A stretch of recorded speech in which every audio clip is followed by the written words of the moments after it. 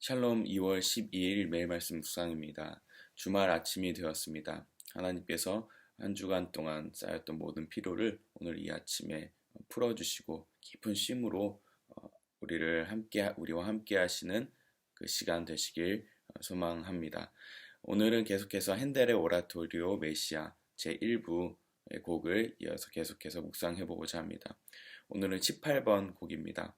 18번 곡은 스가랴서 9장 9절에서 10절의 말씀을 인용한 가사입니다. 이 본문을 제가 먼저 읽고 말씀을 나누도록 하겠습니다. 도성 시온아 크게 기뻐하여라. 도성 예루살렘아 환성을 울려라. 내 왕이 내게로 오신다. 그는 공의로우신 왕, 구원을 베푸시는 왕이시다. 그는 온순하셔서 나귀, 곧 나귀 새끼인 어린 나귀를 타고 오신다. 내가 에브라임에서 병거를 없애고 예루살렘에서 군마를 없애며 전장할 때에 쓰는 활도 꺾으려 한다. 그 왕은 이방 민족들에게 평화를 선포할 것이며 그의 다스림이 이 바다에서 저 바다까지 유프라데스 강에서 땅끝까지 이를 것이다. 아멘. 오늘 인용된 이 스가랴서 말씀은 다리우스 왕 시절에 포로로 끌려가 있던 이스라엘 백성에게 예언자로 부르심을 받은 자의 예언입니다. 그 이름이 바로 스가랴이고 이 이름 역시 여호와께서 기억하신다라는 뜻의 이름을 가진 예언자입니다. 즉 모두가 여호와라는 이름을 잊고 포로기 시절을 지냈던 그들에게 예언을 선포하여서 여호와께서 모든 것을 기억하고 계신다 라는 그 의미로 하나님께서 주신 환상들을 백성들에게 선포하기 시작합니다. 그리고 그 선포의 클라이막스는 바로 오늘 본문의 9절입니다. 여호와께서 그 모든 것들을 기억하셔서 너희들에게 구원을 베푸실 것이다. 지금 너희는 잊혀짐을 당한 자들이 아니라 여호와께서 지금 다 계획을 하고 계시고 지금 너희를 구원하시기 위해서 준비하고 계신다는 것을 계속 이야기하고 선포하고 있습니다. 그래서 포로기 이스라엘 백성에게 이제 회복의 때가 왔다라고 선포하는 예언자인 것입니다. 근데 이 예언에서는 정말 놀라운 예언들이 많이 숨겨져 있습니다. 오늘 그것을 잠시 나누기 원하는데요. 예루살렘이 포로기 시절에서 이제 끝나고 이제 완전히 회복될 텐데 이스라엘을 괴롭히던 주변국들은 모두 심판을 받을 것이며 온전하신 왕, 곧 메시아가 올 것임을 오늘 이 구절을 통해서 예언하고 있습니다. 그렇기 때문에 너희는 기뻐하여라 라고 이야기하는 것입니다. 그냥 기뻐하는 것이 아니라 크게 기뻐하여라, 환성을 울려라 라고 오늘 본문에 기록되어 있습니다. 왜냐하면 너희들에게 공의로 다스리는 왕, 정말 너희를 착취하는 포로로 끌어와서 너희를 지금 착취당하고 있고 비합리적인 대우를 받고 있지만 이제는 공의로운 왕이 오셔서 너희를 다스릴 것이다.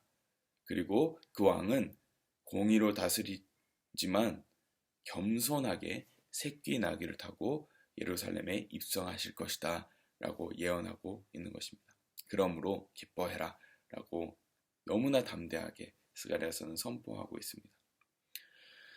그런데 놀라운 것은 이 왕은 겸손하게 들어오실 그 왕은 이제는 예루살렘, 이스라엘만 다스리는 그 왕이 아니라 이제는 열방을 다스리는 왕이 되신다고 예언합니다. 오늘 본문의 10절에 이렇게 기록되어 있습니다. 그 다스림이 이 바다에서 저 바다까지, 유프라데스에서 땅끝까지 그분이 다스릴 것이다 라고 이야기합니다. 유프라데스는 당시 이스라엘 백성이 포로로 끌려갔던 그곳입니다. 메소포타미아 지역의 강이었죠. 그런데 그곳을 넘어서 땅끝까지 다스릴 것이다 라고 이야기합니다. 한번 지도를 상상해 보시길 바랍니다. 메소포타미아가 있는 그곳이 어디입니까? 아시아 반도의 정중앙 아니겠습니까? 유프라데스 메소포타미아가 있는 그 지역에서 땅끝이라 하면 어디겠습니까?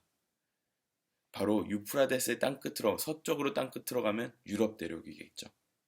동쪽의 땅끝으로 가면 어디겠습니까?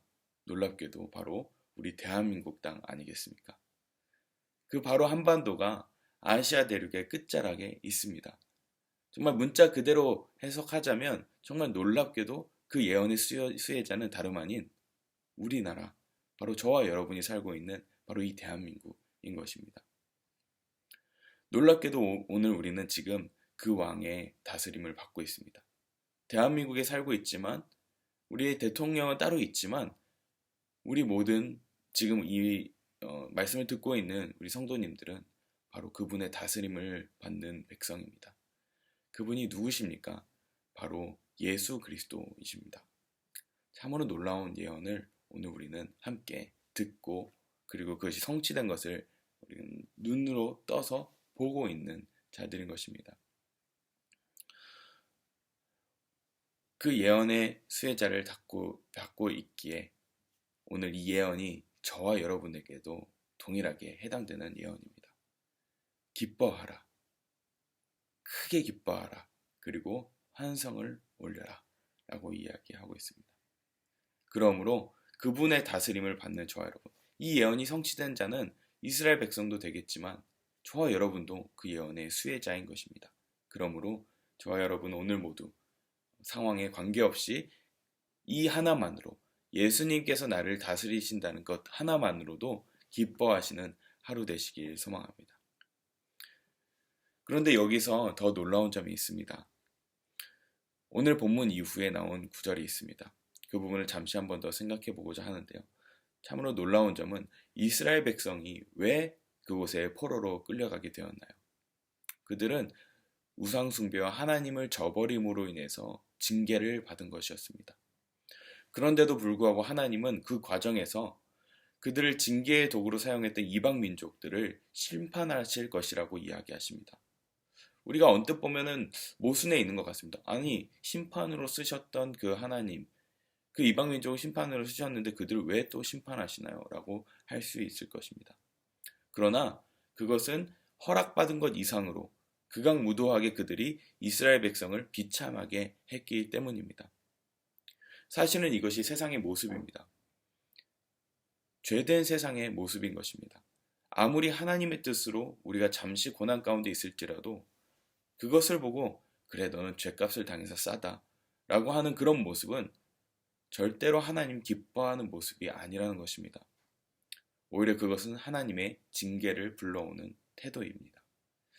그러나 반대로 그 과정에서 그 징계를 받고 있더라도 끝까지 참고 기다리고 부당한 대우를 당할지라도 내가 잘못했으니까 이것을 당한 것은 당연하다라고 생각할 수도 있지만 그 이상으로 당하는 모든 것들이 있을지라도 그것을 끝까지 참고 기다리면 하나님이 갚으신다는 것입니다.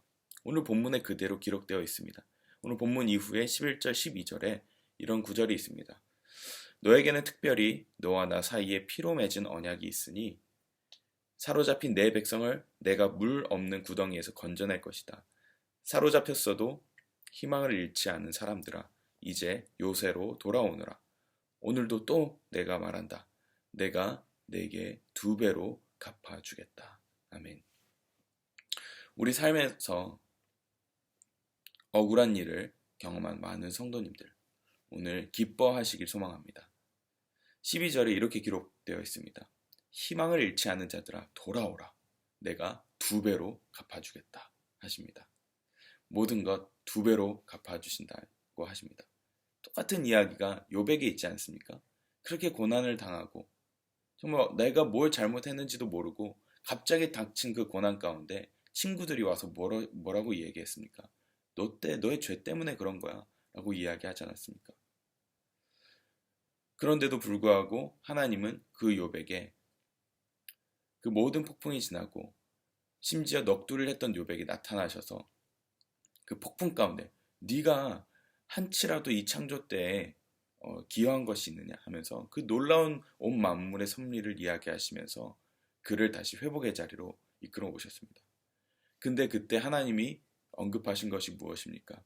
욥의 친구들에게 욥을 위로하기는커녕 그의 잘못을 꼬집어내고 정죄했던 그 친구들을 심판하겠다고 하지 않으셨습니까? 근데 그때 욥이 뭐라고 기도합니까? 용서해달라고 그 친구들을 봐달라고 그렇게 기도를 합니다. 그렇게 기도를 하니 하나님은 욥의 기도를 들으시고 그들을 용서하실 뿐만 아니라 욥을 그 이전보다 2배로 갑절로 그를 보상해 주시고 재물과 자손과 모든 환경들 다 이전에는 언제 그랬냐는 듯이 그 모든 것들을 회복하셨습니다. 똑같은 이야기가 오늘 이 예언에 등장한 것입니다. 희망을 잃지 않은 사람들아 이제 요새로 돌아오라. 내가 내게 2배로 갚아주겠다. 왜 그렇게 하나님은 우리에게 귀한 것들로 갚으시는지 생각해 보셨나요? 바로 오늘 본문에 특별히 너와 나 사이에 맺은 언약이 있다고 이야기하기 때문입니다.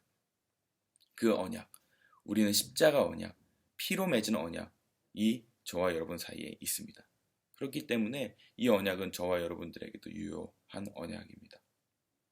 그렇기 때문에 끝까지 희망을 잃지 않고 하나님께 우리의 시선을 고정하였으면 좋겠습니다. 그리고 잠잠히 어떻게 갚으시는지 기다려 보시길 바랍니다. 그러면 그때 우리에게 생각지도 못한 것들로, 귀한 것들로 갚아주실 것입니다. 비록 우리의 실수가 있을지라도 하나님은 우리를 그냥 그것을 다 조목조목 하나 갚으시는 분이 아니라 그 모든 것들을 커버해 주시고 2배로 갚으실 것입니다. 그러므로 오늘 하루 비록 걱정거리가 있을지라도 오늘 이 본문의 말씀처럼 그냥 기뻐하는 것이 아니라 크게 기뻐하며 환성을 올리시는 그런 저와 여러분 되시길 소망합니다. 기도하겠습니다. 하나님 감사합니다. 오늘 이 놀라운 예언 스가랴의 예언을 통하여서 우리가 지금 그 은혜를 받고 있는 그 수혜자가 되게 하심을 감사드립니다. 하나님 우리는 그 공의의 왕이시며 겸손의 왕이신 예수님의 다스림 아래에 있습니다. 하나님 오늘 하루도 그 다스림 아래서 비록 우리가 억울한 일이 있을지라도 2배로 갚으시는 그 하나님을 바라보며 하나님 기뻐하며 오로지 우리는 주님께 환성을 올리는 찬양하며 전진하는 저희들 되길 소망합니다. 오늘 그 축복을 그리고 내일 그 예배 가운데 그 기쁨을 누릴 수 있도록 우리를 붙드시고 인도하여 주시옵소서. 감사드리며 예수님 이름으로 기도합니다.